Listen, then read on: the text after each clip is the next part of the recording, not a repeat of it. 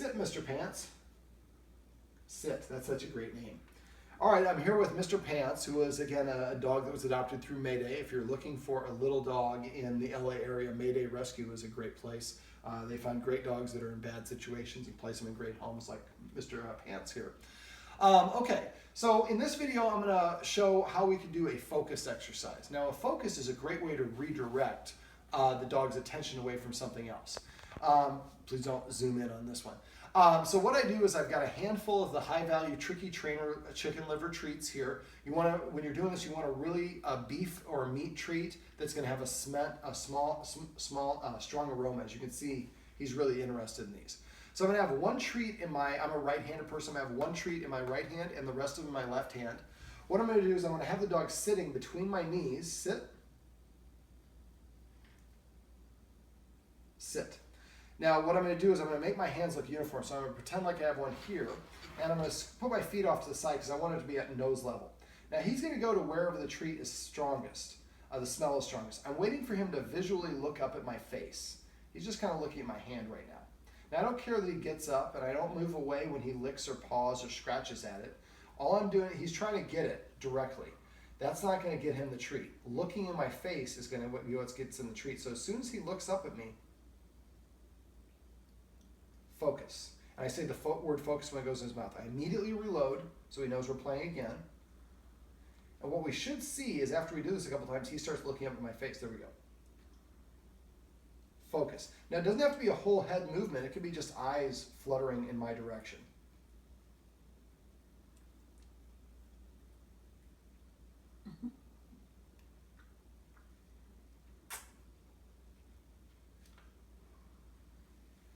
Sit.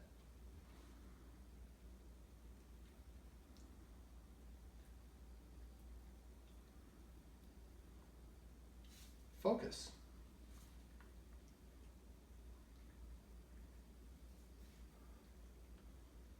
Focus.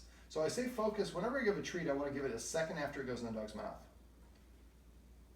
Focus. So you see now I'm giving him a lot faster because he's looking at me right away. Now trainers will usually hold the treat up next to their eyes or next to their temple to try to get the dog to look up. I want him to do it on his own. Focus, just like that, and reward him after it, and then assign a command word by saying the word. So he's like, who's this guy that's filming me that I've never seen before? It's in my house. But the high-value treats are right here. So I'm talking, and eventually I'm going to go back and see if I can get him by licking. That's still not working. And I'm just looking at his eyes. I'm waiting for him to boom. Focus. I have to break these into smaller pieces, Mr. Pants. You're so small. I appreciate you looking at the camera, but I'd rather you pay attention. Oh, see that? Focus. That, it means please. He's saying, please give me the treat. Focus. So imagine there's a string going here. My first movement is to break, or to go up to the string, and then travel down the string to his mouth. The whole point is to hold the treat in a position where he's looking at my face the whole time. So he's saying please, but I want him to look. The look is what gets it to him, even though I appreciate the politeness. Now, after you practice this enough, the dog will start looking at you, almost like staring at you in the eye. Now, if he doesn't look at you for a while, one of the things, the tricks I'll do is do this. Focus. I prefer not to do those tricks. I really want him to do it because he wants to, because he thinks that there's a reward. Focus. But after you do it enough, when you say focus, he just stops what he's doing and looks up at you. Dogs will only focus on one thing at a time. So if we can condition the dog to look up at us on command, inside, then eventually when we're outside or around other dogs or there's other things that are around that are very stimulating for him, we can give him the focus command and redirect his attention. Now, just like us, we don't learn to drive a car on the 405 freeway during 5 o'clock traffic of Memorial Day weekend. Well, it's LA. We're kidding, 3 o'clock traffic. But we learn in a parking lot. So if we make a mistake, it's okay. There's not a lot of pressure on us, so we feel comfortable and confident. And like I said, if we make a mistake, nothing bad happens. A lot of people try to do this on a walk, around another dog, at the dog park. your dog is in a manic state of mind, it's the worst possible place to use this. We have to learn and refine our skills in an easy classroom setting, or in this case, in the home, which is the place he feels most comfortable. Once he can do it consistently here, then what the next step is, we're going to add time. So at first it's 1 second, 1 second. This is how the movement should look. This is how most people do it. They look. And then start going. So you don't want to linger here.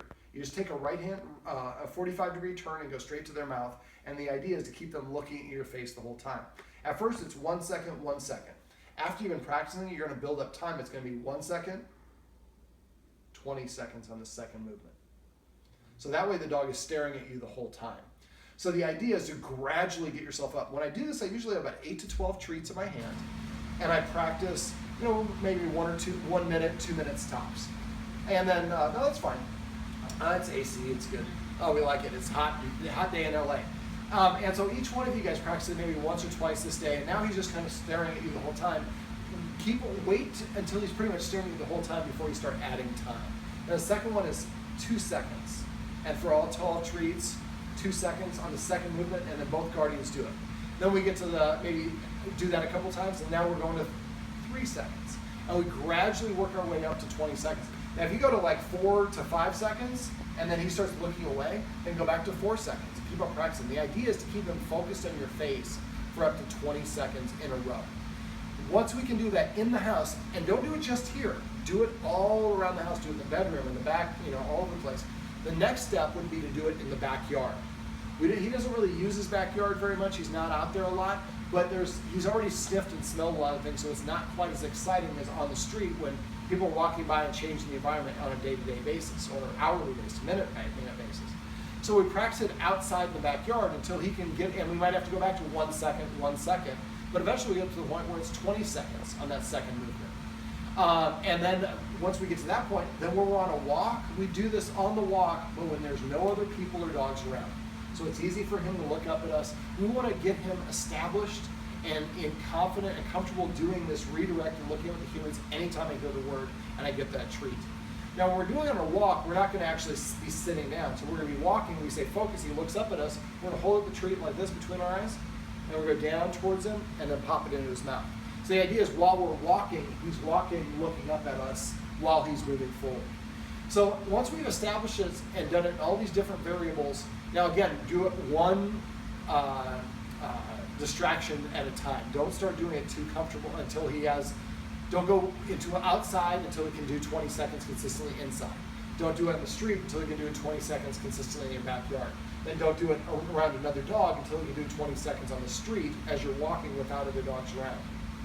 By that point, you have enough repetition in. If you see a dog at the end of the block and you say focus and looks up at you and you get him used to walking, you can eventually walk with the other dog walking past you and your dog's looking up at you, looking away from the other dog.